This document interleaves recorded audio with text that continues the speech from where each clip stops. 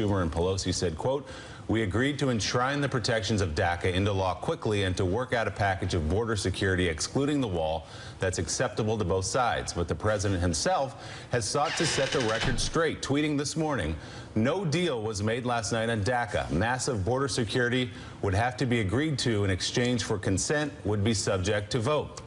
He then added the wall in all caps, which is already under construction in the form of new renovation of old and existing fences and walls will continue to be built. He continued, "Does anybody really want to throw out good, educated, and accomplished young people who have jobs, some serving in the military? Really?" He went on, "They have been in our country for many years through no fault of their own, brought in by parents at young age, plus big border security," he writes, Joe. So he has heard the criticism, Joe. We talked about it last hour from the likes of Breitbart. Steve King, the Republican from Iowa, saying he has abandoned his base with this deal with Chuck Schumer and Nancy Pelosi.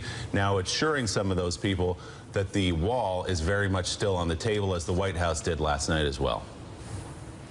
Yeah, but his base, let's go to Bob Costa, abandoning his base. Bob, we showed polls last week that said 75% of people who voted for Donald Trump actually didn't want Dreamers kicked out of the country. And a new poll out this morning shows that quote, base that Steve King is talking about constitutes 12% of the American voters. This is an extraordinarily popular thing for the president to sign on to, especially if he teams it up with very tough border security, which he's talking about this morning. And yet your phones, you said last night, were lighting up like a Christmas tree from people who were angry from his, quote, so-called base.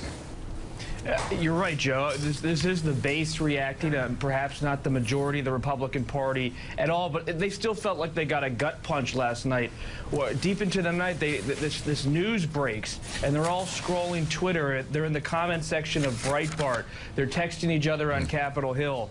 They feel like 8 months in, 9 months into this presidency, he's moving in a more moderate direction. The president's aides tell me this is who he is. He's a deal maker. He's not always driven by ideology. He wants the wall, but he also really wants to cut a deal with the Democrats on Daca. And this is where this is a deciding moment for some of these supporters. You say it's a small group of people on the right. They think they're a more powerful group than that. But the president is making he's at a crossroads. Where does he go? Yeah, Steve Schmidt, this is so revealing. I remember after September 15th, 2008, I remember, I think it was, who was it? It was somebody said, this is when the tide goes out and you see who's naked and who actually has bathing suits on, swimsuits on. This is when the tide goes out and you see that this massive, huge base that everybody's warning Donald Trump he can't cross actually constitutes 12% of the American people.